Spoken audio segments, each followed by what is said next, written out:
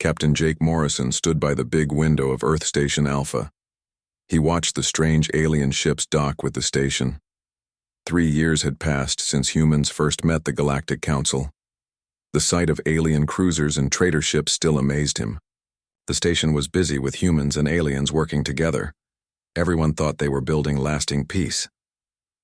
"Good day today," said Lieutenant Amy Foster as she walked up to him. She held a tablet showing trade reports and research projects. The aliens shared new medical technology today. It could help cure cancer on Earth. Jake nodded but felt worried. He had been a soldier for 20 years. His gut feelings had kept him alive, and now those feelings told him something was wrong. "Have you seen how they study us more than they share with us?" Amy shrugged. "Maybe they are just curious. We are new here." Neither of them knew what was happening far away on Nexus Prime. In the council chambers, Ambassador Korthak was giving his final report about humans to the alien leaders.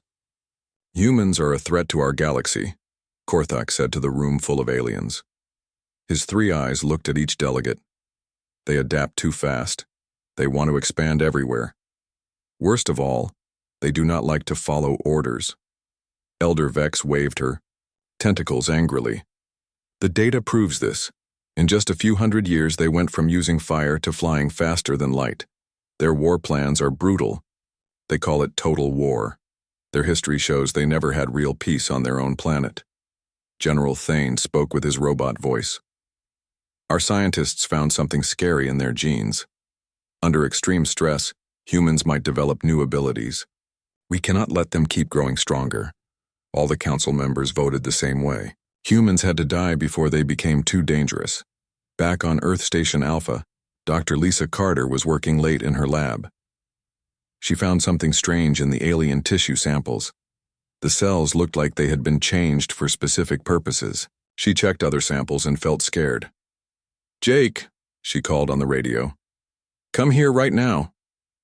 When Jake arrived, Lisa showed him what she found. "These are not random samples. This is a complete study of our bodies. They have been learning about our weak points." "Maybe it is just normal medical research," Jake said, but he looked worried too. "No," Lisa shook her head. "This is what you do when you plan to use diseases as weapons." Similar discoveries were happening all over human space. On Mars Colony, engineer Pete Adams found that alien machines had hidden spy devices. On Luna Base, Kate Sullivan discovered secret messages being sent every time human military talked through alien communication systems. The pieces of a huge plot were coming together, but humans still did not know the danger coming for them. Admiral Helen Clark commanded the human fleet from her ship, the UES Defiance. She got reports from all over human space. Trade was good, colonies were growing, and the future looked bright. The council had even asked humans to join military training exercises. She thought this meant they trusted humans more. "Admiral," called Commander Bill Hayes, "we are getting important messages from Council Space. They want to plan a big diplomatic meeting." "Great," Helen said. "It is time we became full members of the Council. Tell Earth Command, this could be the start of a new time for humanity." She did not know that the diplomatic meeting was actually code for Operation Silence. The Council planned to attack every human world and space station at the same time. They wanted to kill all humans in one big strike. At the research station, near Jupiter, Dr. Carl Bennett was studying energy readings from Council ships. He noticed something wrong. The energy patterns were not from peaceful ships. These were warships with heavy weapons, but they looked like normal civilian ships. "This makes no sense," he said, checking the data again. "Why would they hide military ships as civilian ones?" His helper, Maria Santos, looked at his screen. "Unless they are planning something secret." Carl felt cold fear. "Get me a direct line to Earth Command. Emergency priority." But it was too late. Even as he reached for the radio, the Council's attack was already starting. Dr. Lisa Carter found more disturbing evidence in her lab. The alien biological samples showed signs of deliberate modification. Each sample had been altered to study how human immune systems would react to different toxins and diseases. "They have been planning this for months," she whispered to herself. "Maybe years." On Mars Colony, Pete Adams made an even worse discovery. The atmospheric processors that aliens had gifted to the colony were not just being monitored, they had been designed with hidden functions that could turn the air toxic at the flip of a switch. He immediately called his supervisor. "Sir, we have a major problem. These alien machines can kill everyone in the colony." His supervisor did not believe him at first. "Pete, that is impossible. These machines have been working perfectly for 2 years." "That is exactly the point," Pete replied. "They worked perfectly until now because they were waiting for orders to activate their real purpose." On Luna Base, Kate Sullivan had cracked the encryption on the alien transmissions. What she found made her hands shake. The messages contained detailed maps of every human military base, ship positions, and defensive capabilities. "They know everything about our defenses," she reported to her commander. "Every ship, every weapon, every weak point. This is not spying. This is preparation for war." Meanwhile, Admiral Helen Clark was reviewing reports from across human space. Everything seemed normal on the surface, but small details were starting to form a pattern. Alien ships were requesting permission to dock at human facilities in unusually high numbers. Their routes did not match normal trade patterns. "Bill," she called to her communications officer, "pull up the shipping manifests for all alien vessels in human space." Commander Hayes worked at his console. "Admiral, there are 3 times more alien ships in our territory than usual. Most of them arrived in the last week." Helen felt her soldier instincts kick in. "Get me fleet-wide communications. Priority Alpha. Ma'am, that will alert every human ship and base in the galaxy." "That is exactly what I want," Helen said grimly.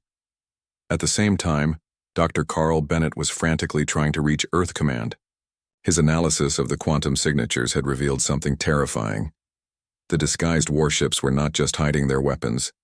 They were running active targeting systems, locked onto human installations. "Maria, start backing up all our research data," he ordered. "Something big is about to happen." "What kind of something?" Maria asked.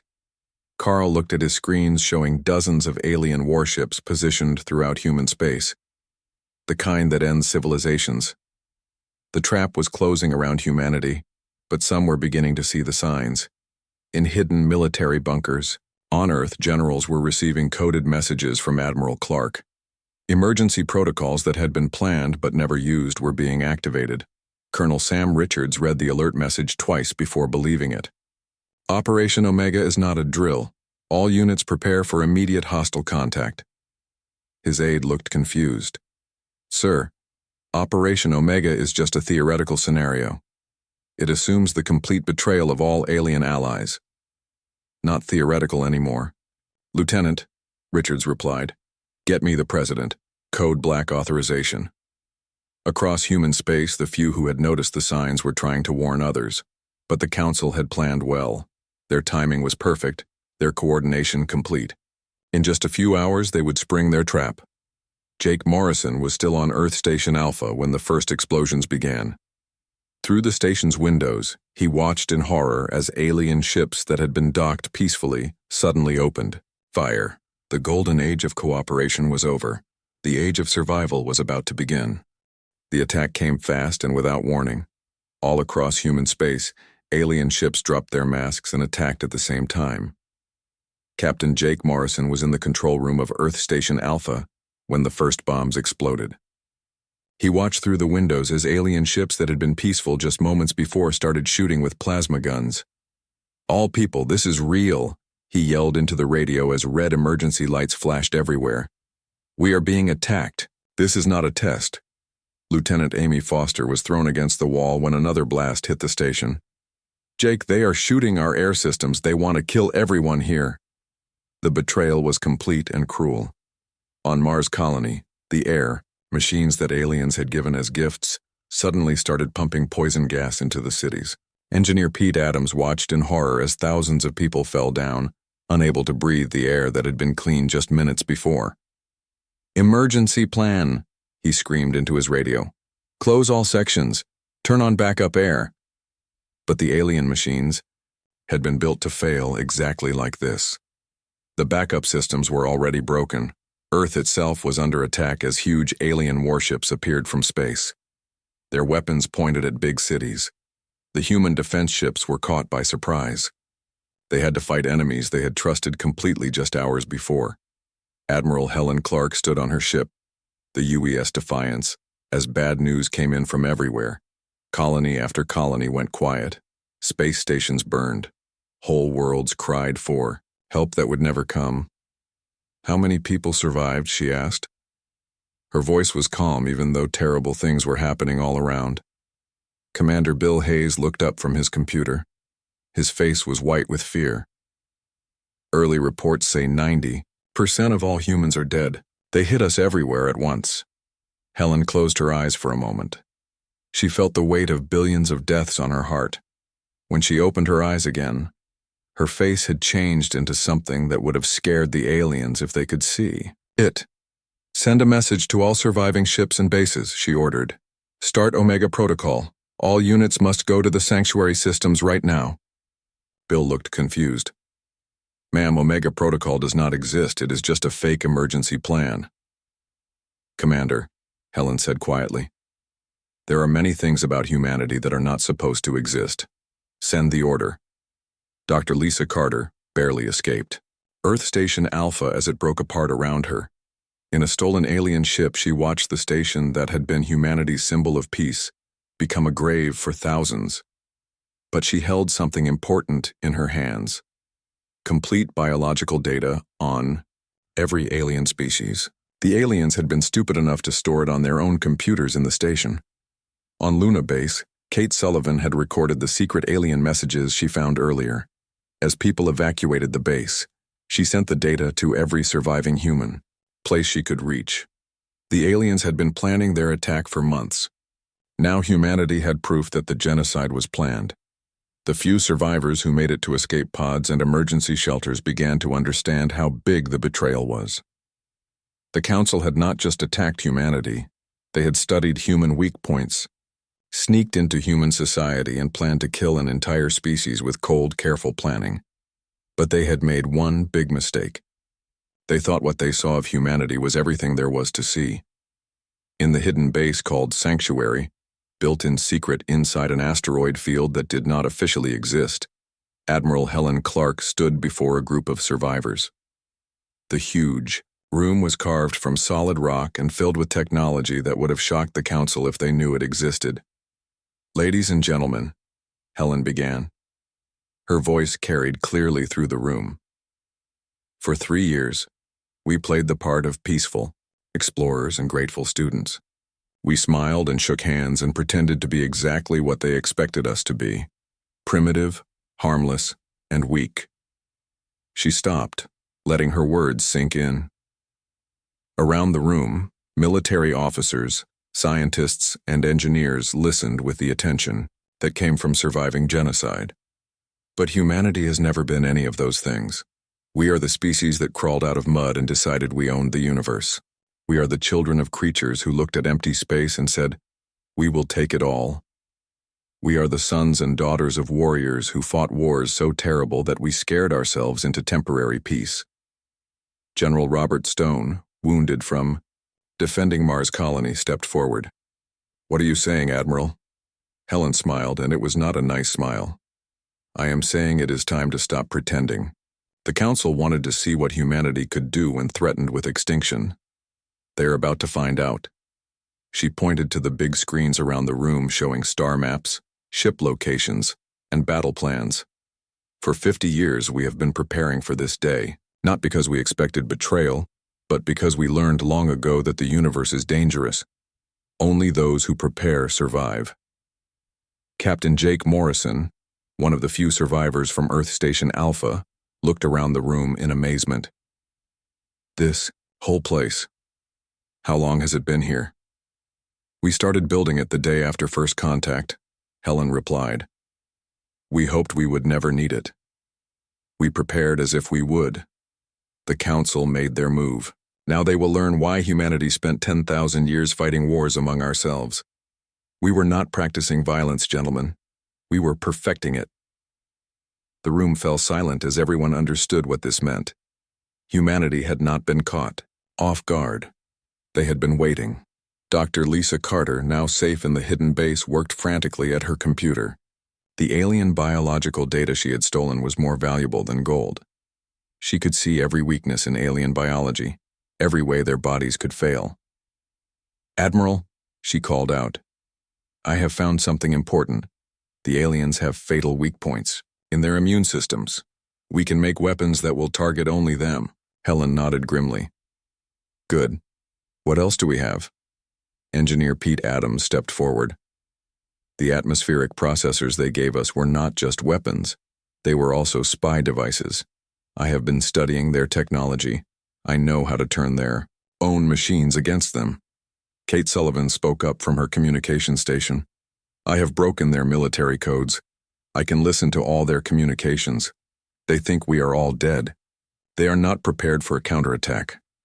Admiral Helen Clark looked around at the survivors. These were not the broken remnants of a defeated species.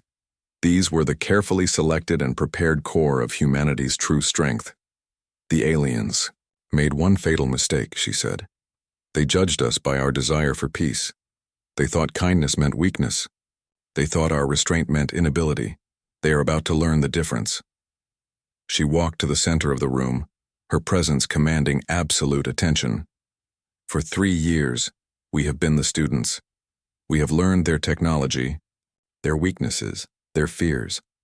We have smiled while cataloging every way to destroy them. Now school is over." The survivors looked at each other and saw the same thing in every face: cold, calculating determination. The aliens had awakened something in humanity that had been sleeping, something that had been held back by choice, not by inability. "What are your orders, Admiral?" General Stone asked. Helen's smile returned, and this time it was truly terrifying. "Send them a message, one word. Tell them to run." The message was sent at the same time to every alien world, every military base, and every alien leader who had helped kill humans. It was short, spoken in the calm voice of Admiral Helen Clark, and it would be remembered in galactic history forever. "This is Admiral Helen Clark of the Human Defense Fleet speaking for the survivors of your genocide attempt. You have made your plans clear, and we have heard you. Now hear us. We give you one word, and we suggest you listen well. Run." The message ended, leaving alien leaders across the galaxy staring at their communication devices in confusion and growing fear. On Nexus Prime, Ambassador Korthak waved his hand dismissively. "Desperate words from a dying species. Our intelligence says human military power is weak at best. They have maybe 12 surviving ships." Elder Vex was not so sure. "The message came from a source we cannot find. How did they break into our communication network so completely?" "It does not matter," General Thane declared. "Even if more humans survive than we expected, they are trapped in their home system with nowhere to run. Our blockade is complete." What they did not know was that humanity's home system was much bigger than they had ever suspected. Hidden bases, secret shipyards, and invisible facilities existed throughout human space and beyond. All were connected by quantum communication, networks that the Council had never detected. Captain Jake Morrison stood on the bridge of the UES Retribution, one of 50 new warships coming out of hidden construction sites. Unlike the exploration ships the Council had seen, these were built for one purpose: war on a scale the galaxy had never seen. "Status report," Jake commanded, as his ship cleared the asteroid field that had hidden its construction. "All systems working," Lieutenant Amy Foster replied from the weapons station. "Quantum drives online, stealth fields active, weapons charged and ready." Jake smiled grimly. "Take us to the meeting point. Time to show them what human engineering can really do." Across human territory, the awakening was beginning. Dr. Lisa Carter, now serving as Chief Science Officer on the flagship UES Defiance, watched as her biological weapons came online. The data she had stolen from Earth Station Alpha was proving very valuable. "The alien immune system has a critical weakness to modified proteins," she reported to Admiral Clark. "We can deliver it through their air systems. Within hours, their entire military command will be unable to fight." Helen nodded. with approval. And the other aliens? Their computer implants can be hacked through specific quantum frequencies. We can turn their own technology against them, making their enhanced soldiers into our weapons. Excellent. Begin production immediately. The Council's first sign that something was wrong came when their long-range monitoring stations simply disappeared. One moment they were sending regular reports, the next they were gone, leaving only empty space where sophisticated early warning systems had been. General Thane ordered immediate investigation, but the scout ships sent to check never returned. Then the outer patrol fleets began reporting strange contacts on their sensors. Contacts that appeared and disappeared like ghosts, always staying just beyond weapons range. "What are we dealing with?" he demanded of his intelligence officers. "Unknown. Sir, the energy signatures do not match anything in our databases. Whatever they are using, it is not based on any technology we have seen from them before." The answer came 3 days later when the Council fleet at Kepler Station found itself under attack by ships that seemed to appear out of empty space. The human vessels were unlike anything the aliens had encountered. Their hulls seemed to bend, light around them. Their weapons fired energy beams that cut through alien shields like paper. Commander Zektar of the alien Third Fleet sent his final message as his flagship died around him. "They are not the same species we studied. These humans, they are something else entirely." The attack on Kepler Station was just the beginning. Over the following weeks, Council forces across the galaxy found themselves under attack by an enemy that struck without warning and vanished without trace. Human ships appeared in impossible locations, hit critical targets with surgical precision, and disappeared before help could arrive. But the psychological warfare was perhaps even more devastating than the physical attacks. On every world that had participated in the genocide, the same message appeared simultaneously on every communication device, every computer screen, every digital display. You wanted to see what humanity was capable of. We are showing you. This is what happens when you mistake our desire for peace as a sign of weakness. Run. The images that followed the message were even more terrifying. Recordings from the attacks showed human soldiers fighting with a cold, methodical efficiency that chilled alien observers to their cores. These were not the desperate struggles of a dying species, but the calculated moves of apex predators who had finally stopped hiding their true nature. Dr. Carl Bennett, working from a mobile laboratory on the UES Nemesis, had developed something the Council would have thought impossible: a virus that could infect their quantum communication networks. Within hours of its release, every Council fleet found itself operating alone, unable to coordinate with command or each other. Their entire military structure depended on instant communication, he explained to Captain Morrison during a tactical briefing. Now they are flying blind. Each ship and each fleet is making decisions based on old information. They are fighting a war in the past while we operate in the present. The Council's attempts to negotiate were met with silence. Humanity had given them their answer: run. There would be no further communication until that advice was followed. On Nexus Prime, the Council leadership was beginning to understand the size of their mistake. Reports flooded in from across the galaxy. Human forces were systematically destroying Council infrastructure, but they were not simply smashing it. They were studying it, learning from it, and turning it against its creators. "How is this possible?" Elder Vex demanded, her tentacles moving with fear. "Our intelligence said they were a primitive species barely capable of space travel." Ambassador Korthak, his usual confidence broken, could only stare at the tactical displays showing the collapse of Council positions across 3 sectors. "We were deceived. Somehow they hid their true capabilities from us completely." "Not somehow," General Thane said quietly, his mechanical voice heavy with grim understanding. "We did exactly what they wanted us to do. They let us study them, let us believe we understood them, let us plan their destruction. And all the while, they were planning ours." The truth was beginning to dawn on the Council leadership, but it was already too late. Humanity had spent decades preparing for this moment, and now their carefully laid plans were unfolding with terrifying precision. Human ships struck at alien supply lines, cutting off fuel and ammunition to frontline forces. Human hackers infiltrated alien computer systems, turning their own automated defenses against them. Human scientists deployed biological weapons that targeted specific alien species while leaving others untouched, dividing the Council alliance. But perhaps most terrifying of all was the cold efficiency with which humanity prosecuted their war. There was no anger, no hatred, no desire for revenge. There was only the methodical elimination of a threat that had revealed itself. The galaxy was learning what humanity truly was beneath the facade of peaceful explorers. They were apex predators who had spent millennia perfecting the art of war. And now, for the first time in galactic history, they had turned that expertise on an external enemy. The word "run" echoed across alien worlds, carrying with it the promise of consequences for those who chose not to listen. 6 months after the first human counterattack, the Galactic Council's 1,000-year rule lay in ruins. The species that had once controlled a quarter of the galaxy now hid in their home systems.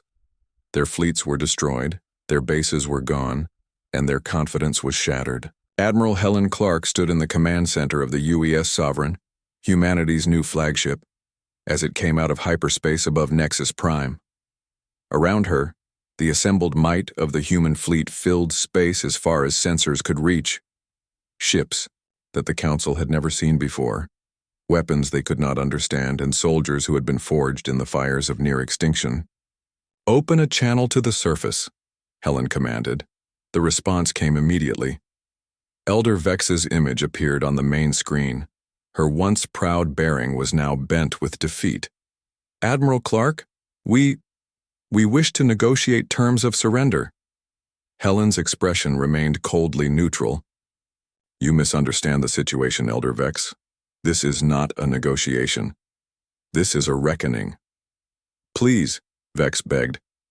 "We acted in what we believed were the best interests of galactic stability. Your species showed signs of aggressive expansion, and we feared—" "You feared," Helen interrupted, "that we might do to you what you decided to do to us. The difference is that we had given you no cause for that fear, while you gave us every cause for ours." On the surface of Nexus Prime, the remaining Council leaders watched human dropships descend through the atmosphere. The soldiers who came out were not the desperate survivors they had expected to face, but professional warriors equipped with technology that made their own look primitive. Captain Jake Morrison led the ground forces. His enhanced armor allowed him to move with inhuman speed and precision. Behind him, human soldiers advanced in perfect formation. Their weapons were ready but held with the discipline of troops who knew they had already won. "Secure the Council chambers," Jake ordered. "Non-lethal force only unless fired upon. We are here to deliver a message, not to conquer." The message, when it came, was delivered by Admiral Clark herself. She stood in the very chamber where the IT order for humanity's extermination had been given. The surviving Council members sat in their seats like prisoners awaiting judgment, which in many ways they were. "You wanted to eliminate humanity because you feared what we might become," Helen began. Her voice carried easily through the vast chamber. "You saw our capacity for warfare, our tendency toward expansion, our refusal to submit to authority, and you decided we were too dangerous to live."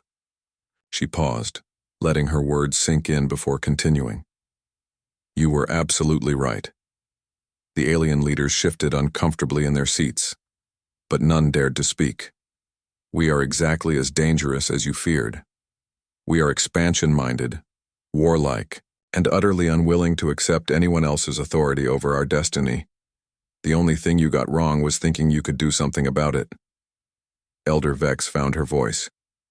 What do you want from us?" Helen smiled, and it was not a reassuring expression.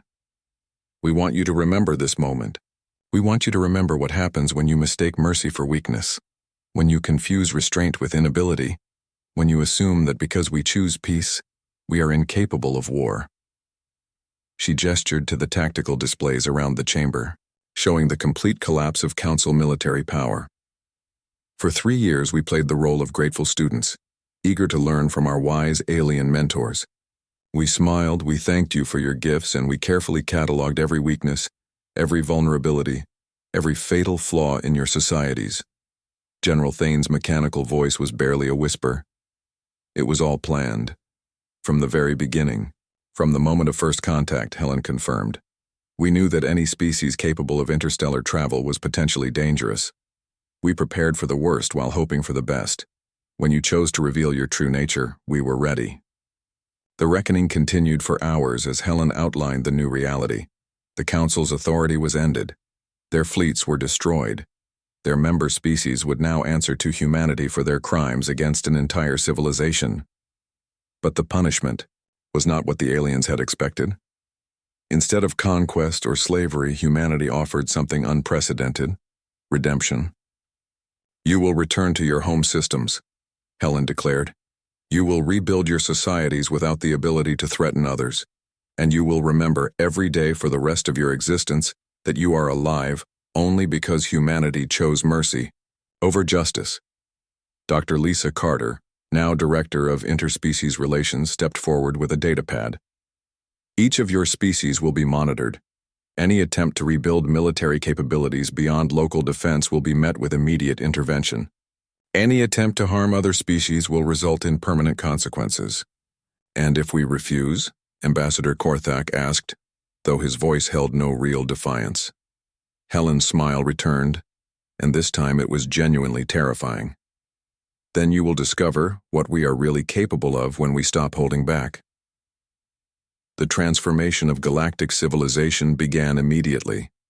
Human administrators, backed by the overwhelming power of the human fleet, took control of interstellar trade routes, communication networks, and diplomatic relations. Species that had cowered under Council rule found themselves protected by human might. The Helix Consortium, who had remained neutral during the conflict, became humanity's first willing allies. Their leader, Ambassador Telvar, met with Helen aboard the UES Sovereign to discuss the new galactic order. Your species has done what we thought impossible, Telvar said. His crystalline form shimmered with what humans had learned was admiration. You have broken the cycle of domination that has ruled the galaxy for thousands of years. Helen nodded. Power corrupts, Ambassador. The Council forgot that they were supposed to serve their member species, not rule them. We will not make that mistake. And how will you prevent it? Telvar asked. What stops humanity from becoming what the Council was? Helen considered the question carefully. Our history, Ambassador. We have seen what happens when power is concentrated in too few hands. We have fought wars against tyranny for thousands of years. We know the price of freedom, and we know the cost of losing it. 6 months later, the First Galactic Assembly convened on New Geneva Station, a massive human-built facility in neutral space. Representatives from hundreds of species gathered to establish the new galactic government, one based on human principles of representative democracy, individual rights, and collective security. Captain Jake Morrison, now promoted to Admiral, addressed the Assembly as humanity's representative. We did not ask to become the guardians of galactic civilization, he said. We were content to be explorers, traders, and friends to all peaceful species. But when faced with extinction, we discovered what we were truly capable of. He gestured to the diverse crowd of alien representatives. Today, we establish a new order based not on fear and domination, but on cooperation and mutual respect. Any species that threatens the peace will face the combined might of all free peoples. Any species that seeks to live in harmony will find in humanity a steadfast ally. The applause that followed was unprecedented in galactic history, a sound of hope replacing the silence of fear that had ruled for so long. But in the archives of New Geneva Station, carefully guarded and classified at the highest levels, lay the complete records of humanity's capabilities, the weapons that could crack planets, the viruses that could eliminate entire species, the technologies that could reshape matter at the quantum level, the tools of absolute war, held in reserve, against the day they might be needed again. Admiral Helen Clark, now Director of Galactic Security, visited those archives regularly, not to admire humanity's weapons but to remember their cost. Each device represented not just scientific achievement, but the price of survival in a hostile universe. We gave them one word, she would tell her staff during briefings. We told them to run. Some listened and lived. Others did not, and learned why our word was good advice. The galaxy had learned its lesson. Humanity was exactly as dangerous as everyone had feared and exactly as merciful as no one had expected.